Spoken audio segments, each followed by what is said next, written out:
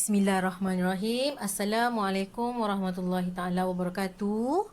Apa khabar semua? Kita jumpa lagi hari ini. Okey, hari ini Ustazah nak ajar awak mata pelajaran Tauhid. Ustazah minta semua bersedia buka buku teks Tauhid muka surat 19. Okey, kita akan belajar pelajaran 2 yang mana awak telah belajar sebelum ni. Bahagian sifat wajib bagi Allah ada 4. Dia pecahan daripada sifat 20. Yang wujud, kidam, bakok semua tu kita bahagikan kepada 4 bahagian sahaja. Yang awak dah hafal kat kelas tu, awak ingat tak kita menggunakan formula? Okay, yang ada sifat nafsiah dinamakan juga sifat subutiah. Dia ada formula-formula dia. Ustazah harap awak tidak lupakan yang telah kita belajar di sekolah. Okey. Dia ada 4, nafsiah, salbiah, ma'ani dan juga ma'nawiyah. Okey, jadi Ustazah hari ni nak ajar awak sifat nafsiah sahaja yang dinamakan sifat subutiah. Okey, bersedia. Kita tengok muka surat 20. Sifat nafsiah ini, apa itu nafsiah? Okey. Ustazah nak awak faham, nafsiah ini nafsi, maksudnya diri. Diri siapa ni kita nak belajar? Zat Allah. Tentang diri Allah. Okey, kita tengok dulu pada yang pertama, makna sifat nafsiah. Okey, Ustazah minta awak baca bersama-sama Ustazah supaya awak lebih pandai membaca, lebih lancar. Okey, tunjuk menggunakan jari. Okey, Ustazah kena pakai pensel takut awak tak nampak. Okey, sifat yang disandarkan kepada zat itu sendiri dan tiada menunjukkan kepada makna yang lain, hanya merujuk kepada zat Allah Ta'ala, iaitu sifat wujud Allah. Okey, itu adalah sifat nafsiah. Apa itu Ustazah sifat nafsiah ni? Lebih faham lagi. Sifat nafsiah ini ialah sifat wujud yang disandarkan kepada zat itu sendiri. Zat siapa? Zat Allah. Sifat wujud ini disandarkan kepada Allah sahaja. Jadi sifat wujud ni hanya ada pada Allah. Kenapa? Allah itu tiada permulaan, tiada pengakhiran. Kalau makhluk, semua makhluk, walaupun malaikat ke, nabi ke, semua ada permulaan dan juga ada pengakhiran. Tapi Allah, sifat nafsiah hanya ada pada Allah sahaja, iaitu sifat wujud. Okey, faham ya setakat ni? Okey, sifat nafsiah ini ada satu, iaitu wujud. Kerana soalan tanya, ada berapakah sifat nafsiah? Ada berapa? Satu, iaitu wujud. Boleh tak nak sifat kidam ke, bakok ke? Boleh tak? Tidak boleh. Okey.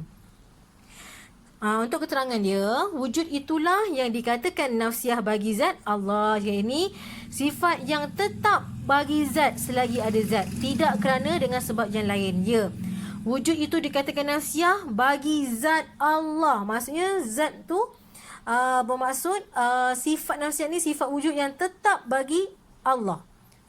Tidak boleh ada sebab-sebab lain, tak ada. Jadi kalau soalan tanya sifat lain boleh tak masuk dalam sifat nafsiah? Tidak boleh, kerana sifat nafsiah hanya khusus kepada Allah, iaitu sifat wujudiah. Wujud. Faham ya? Okey, kita tengok pada nombor 3. Kenapa dinamakan sifat nafsiah ini?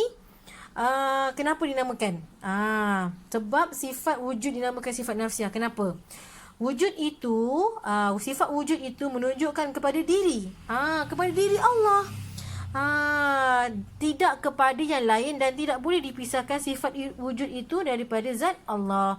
Jadi, kenapa dinamakan wujud itu sifat nafsiah? Kerana wujud itu menunjukkan kepada zat sahaja. Zat Allah, tidak kepada yang lain. Okey, itu sebab dia. Okey, kita tengok pada hakikat. Hakikat sifat nafsiah, hakikatnya iaitu hal yang wajib bagi zat selagi ada zat. Bukan pada kerana yang lain, ia ada pada hati dan fikiran.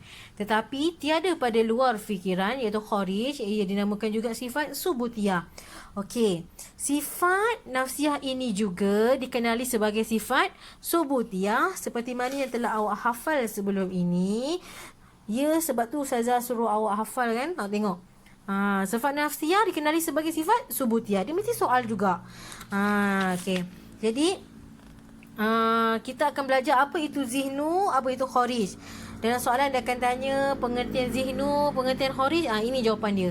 Zihnu ialah cara kita mempercayai Allah menggunakan hati dan juga fikiran. Okey, jadi kita fikirkan Allah ni menggunakan hati dan juga fikiran kita. Yang kedua iaitu kharij, luar fikiran, iaitu mata kasar. Okay, kita tengok pada horish, iaitu luar fikiran, iaitu mata kasar. Contoh maksudnya, kita tidak boleh menyamakan apa yang ada pada makhluk sama dengan Allah. Kita tak boleh sama sekali menyamakan. Kerana kita nak fikirkan tentang kewujudan Allah ini, sifat Allah ini melebihi luar fikiran kita. Kita tak boleh nak bayangkan macam mana Allah boleh melihat. Adakah Allah ini melihat sama macam makhluk? Tentu sekali tidak. Jadi cara bagaimana untuk kita berfikir tentang kewujudan Allah Ta'ala. Okey. Jadi hari ni Ustazah akan jawab sifat nafsiyah sahaja. Jadi insya-Allah akan datang Ustazah akan jawab sifat salbiyah. Okey, sifat nafsiyah ini Ustazah akan bagi awak latihan dalam buku aktiviti yang telah awak semua dapat. InsyaAllah kita akan jumpa lagi pada masa akan datang dan diakhiri dengan wabillahi taufiq wal hidayah. Wassalamualaikum warahmatullahi taala wabarakatuh.